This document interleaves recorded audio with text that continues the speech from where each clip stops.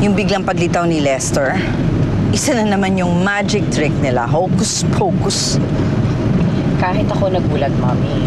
Pero paano naman kung totoo talaga yung sinasabi niya? Ellery, I understand what you're going through. Siyempre, kung di totoo yung sinabi ni Lester, edi ang next suspect ang asawa mo. Of course, nasa denial stage ka. Mas gusto mong maniwala sa sinasabi ni Lester kesa naman si Jonas sa maging ama.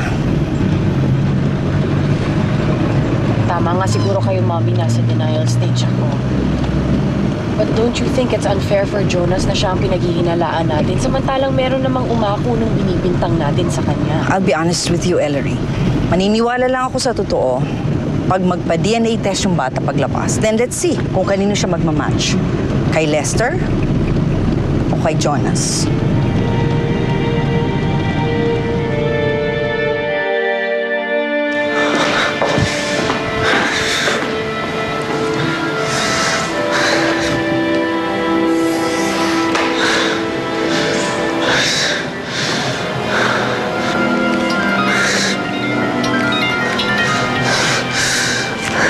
Lester, pare.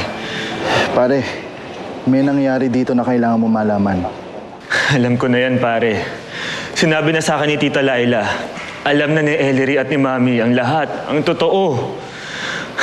Nabuntis si Bridget. Pare, ito na nga ba yung kinakatakot ko eh. Alam na nila na ako yung ama ng dinadala ni Bridget. Pare, yun yung sasabihin ko sa'yo eh. Hindi nila alam na ikaw ang ama. Ha? Teka, paano nangyari yun? Pare, ako yung umako eh. Ako yung umako sa pinagbubuntis niya. So malinis ka pa rin, pare. Malinis ka pa rin sa mga mata nila.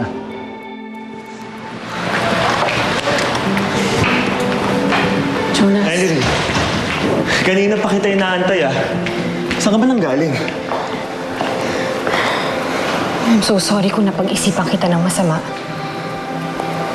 Teka, ano bang sinasabi mo?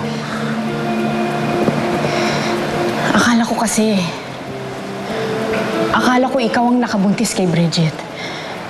Pero si Lester pala. Buntis si Bridget? Oo, Jonas. Nagpunta si Lester sa bahay ni Bridget kanina. Sinabi niya sa amin ni Mami na siya ang ama ng dinadala ni Bridget.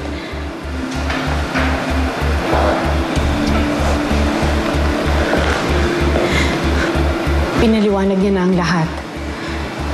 Kung paano sila nagkalapit ni Bridget, kung paano nahulog ang loob nila sa isa't isa. Ellery. Huwag ka nang magpaliwanag.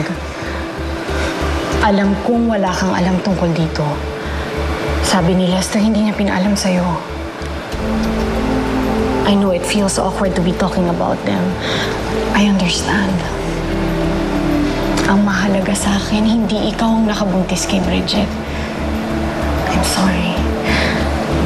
I'm so sorry kung napaghinalaan kita ng masama.